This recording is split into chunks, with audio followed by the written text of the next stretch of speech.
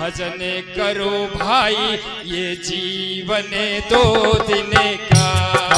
राम नाम सुखदाई भजन करो भाई ये जीवन दो दिन का। राम नाम सुखदाई भजन करो भाई ये जीवन दो दिन का। श्री राधे।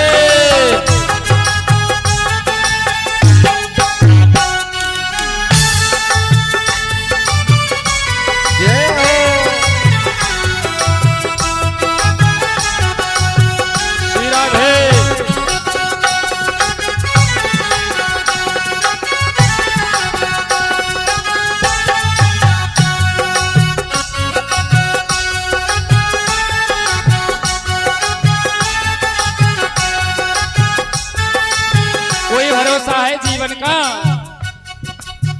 कवि ने बड़ी सुंदर उपमा दी है।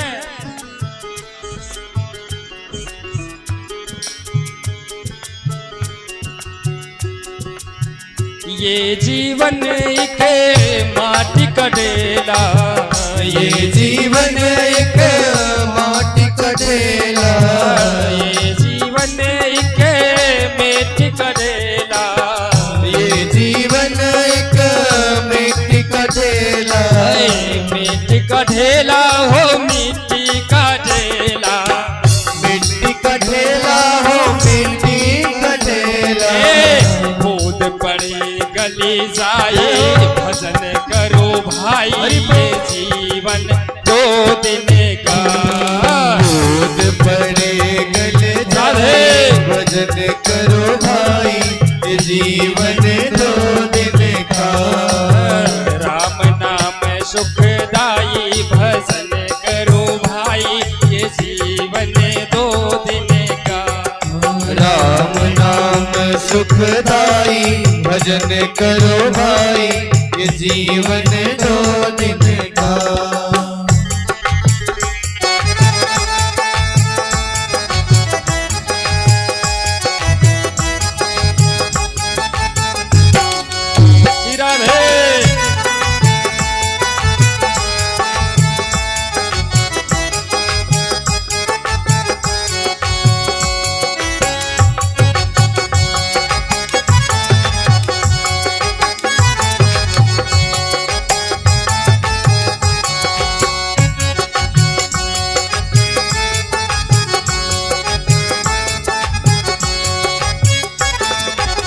अच्छा देखिए, मौसम बदलते रहते हैं ना।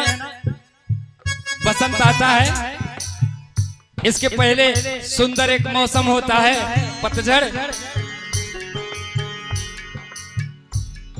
तो सुंदर सुंदर अच्छे अच्छे कपोल निकलते हैं वृक्षों से, लेकिन वो पत्ते एक दिन ऐसे गिर जाते हैं, क्या वो वृक्ष कामना करता है ये पत्ते मेरे झड़ जाएंगे?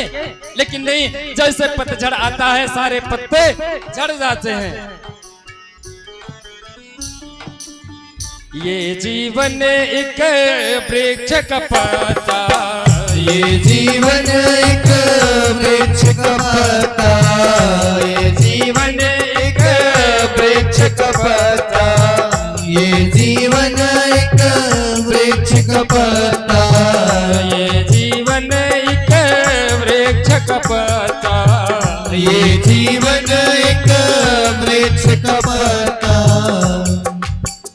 हवा चले गिरी जाई भजन करो भाई, भजन करो भाई ये जीवन दो दिन का।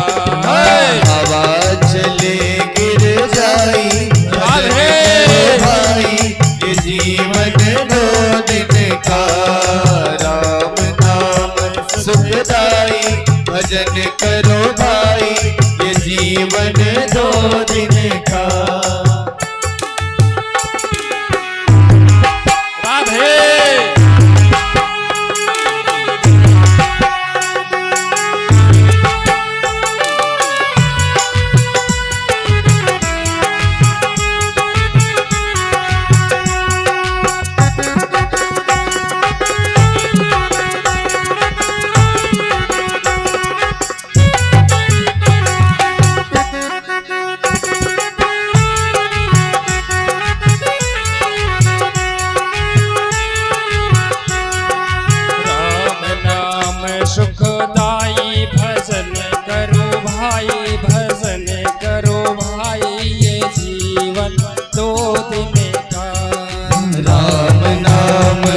सुखदाई भजन करो भाई ये जीवन 2 दिन का। जो भजन करता है उसके चेहरे पर तेज रहता, चमक रहती है कि नहीं रहती है? और वो तेज आती कहां से है?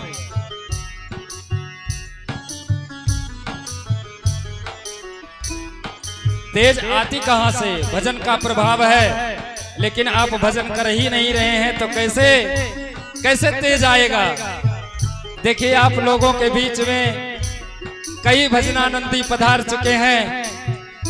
व्यास पीठ से स्वागत करते हैं हमारे प्रिय अनुज प्रख्यात कथावाचक श्री अयोध्या धाम से पधारे आशुतोष मिश्र जी मंच पर पधारे।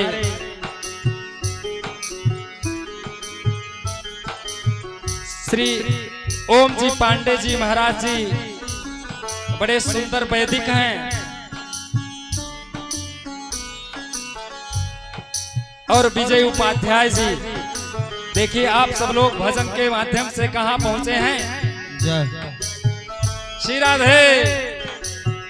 राम नाम सुखदाई भजन करो भाई ये जीवन 2 दिन का।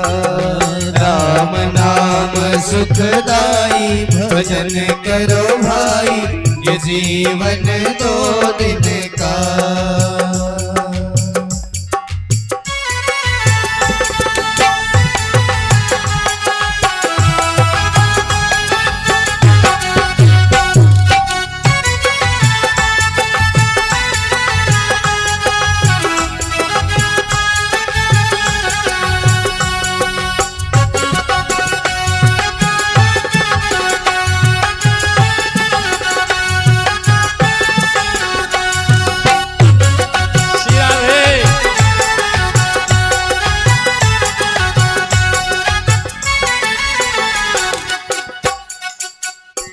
देखिए, आपकी यज्ञ में ऐसे भजनानंदियों का आगमन हो रहा है, यह प्रभु की ही कृपा है।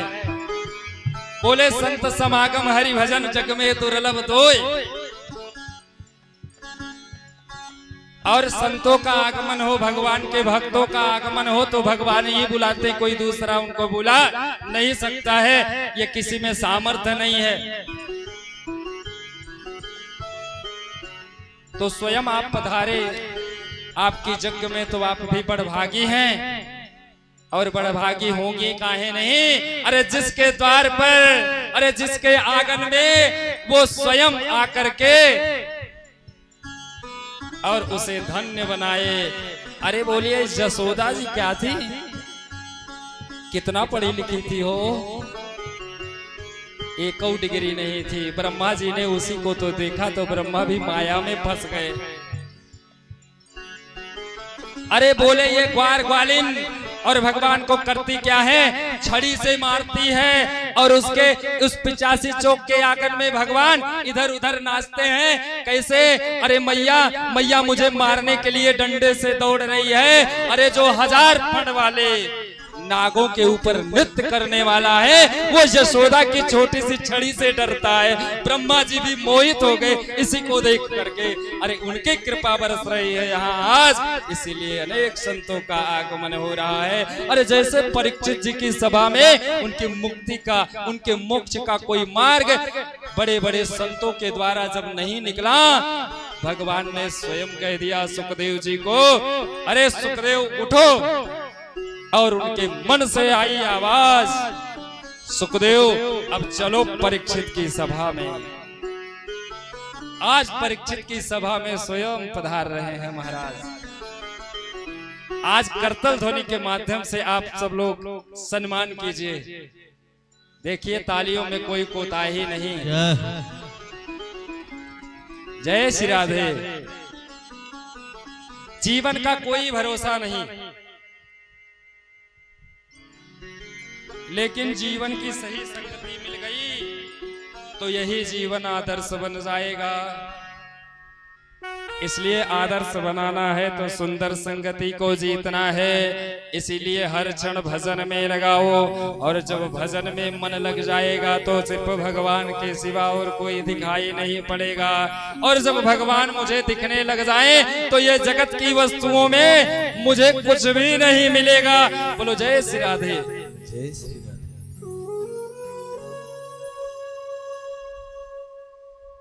एक विद्वान ब्राह्मण थे और वो काशी में भागवत की शिक्षा दीक्षा प्राप्त करके और वहां से चले, लेकिन वृत्ति थोड़ा लोभमयी हो गई। लोभमयी होने के कारण उन्होंने कहा अगर राजा मुझसे कथा श्रवण करता, ढेर सारा मुझको धन मिल जाता, फिर एक ही बार कमाने के बाद पुनः कुछ करना नहीं रहता। राजा के पास गया, याची बन करके गया, निवेदन कर रहा महाराज मैं विद्वान हूं, मैं काशी से विद्या प्राप्त करके आया हूं और मुझसे आप एक कथा श्रवण कर लीजिए। राजा ने कहा नहीं, अभी उचित समय नहीं है, आप थोड़ा और विद्या ग्रहण करके आइए। विद्वान ने सोचा आज नहीं तो कल सुनेगा, तो आज जो नुकसान होगा वो कल भरपाई हो जाएगा। पुनः चला गया विद्या अध्ययन के लिए। पुनः विद्या अध्ययन करके पुनः राजा के पास आया, पुनः निवेदन किया महाराज अब आप सुन लीजिए। राजा ने कहा नहीं, अभी भी समय उचित नहीं है, पुनः अब की बार आएंगे तो। पुनः चला गया अध्ययन में, और अभी तो अध्ययन कर ही रहा था, लेकिन जब तीसरी बार गया तो तीसरी बार अध्ययन करते करते करते करते वो ऐसे अध्ययन रत हो गया कि वो स्वयं ही अध्याय बन गया। और जब स्वयं अध्याय बन गया तो जिस भगवान की कथा सुनाने के लिए वो राजा के पास निवेदन करने जाता था कि मुझे धन की प्राप्ति होगी, अरे वही परम धन, वही भगवान को वो प्रकट कर लिया। और जब भगवान उसे मिल गए तो उसे उस राजा की आवश्यकता नहीं पड़ी। एक दिन ऐसा राजा को ख्याल आया, अरे वो विद्वान तो नहीं आया,